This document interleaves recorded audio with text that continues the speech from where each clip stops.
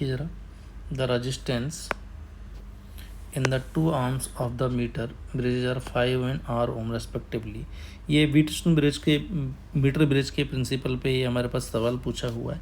एक बार ज़रा पहले उसका प्रिंसिपल समझ लेते हैं कि मीटर ब्रिज का हमारे पास प्रिंसिपल क्या है कि ये मान लो कि रेजिस्टेंस है P, ये रेजिस्टेंस है Q, और यहाँ एक 1 मीटर मतलब 100 सेंटीमीटर का एक वायर लेते हैं, इधर से हम सप्लाई कनेक्ट करेंगे, ठीक है। यहाँ गैल्वेनोमीटर होता है।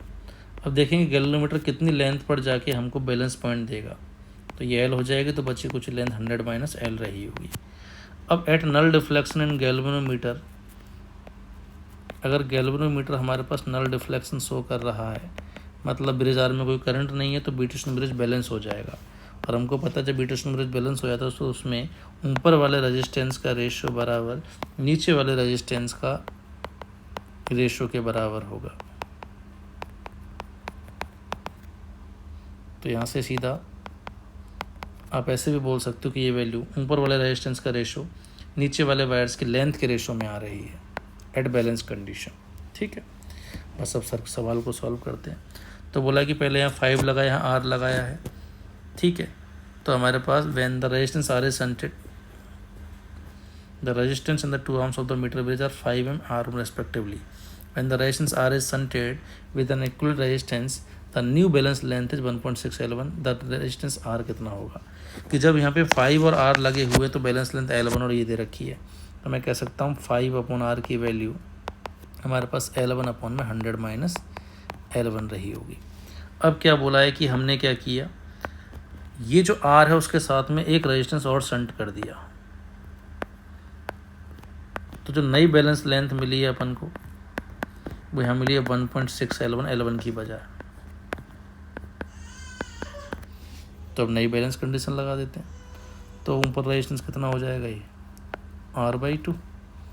तो ऊपर वाले रेजिस्टेंस का रेशो बराबर नीचे वाली लेंथ का रेशो हो जाएगा 1.6, और ये 100 में से 1.6 L को सेपरेट करना पड़ेगा, है ना।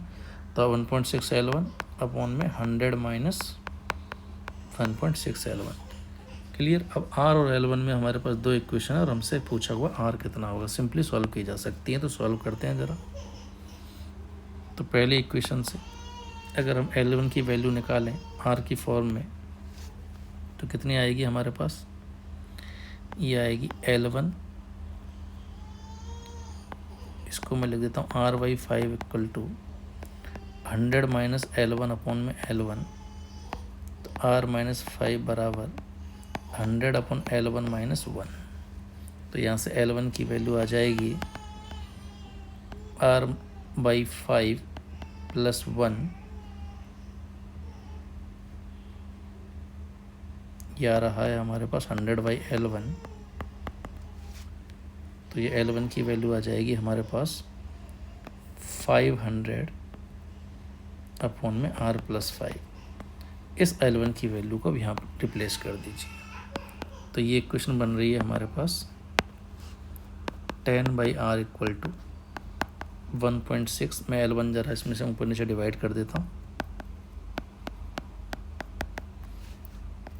तो यहाँ से 10/R इक्वल टू 1.6 अपॉन में 100, L1 यहाँ से रिप्लेस कर देते हैं।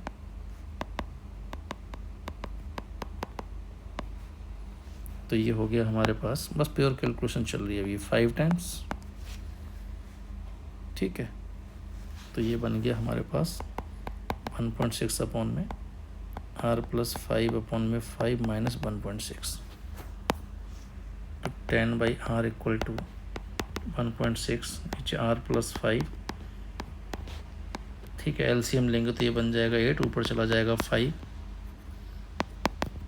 और ये आ गया 10/R इक्वल टू 8 अपॉन में R-3।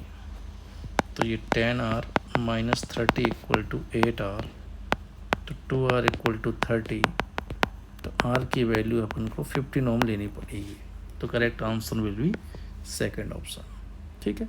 बस मैंने ये दो इक्वेशन बनाई है, बाकी तो हमारे पास प्योर कैलकुलेशन है। क्लियर बेटा।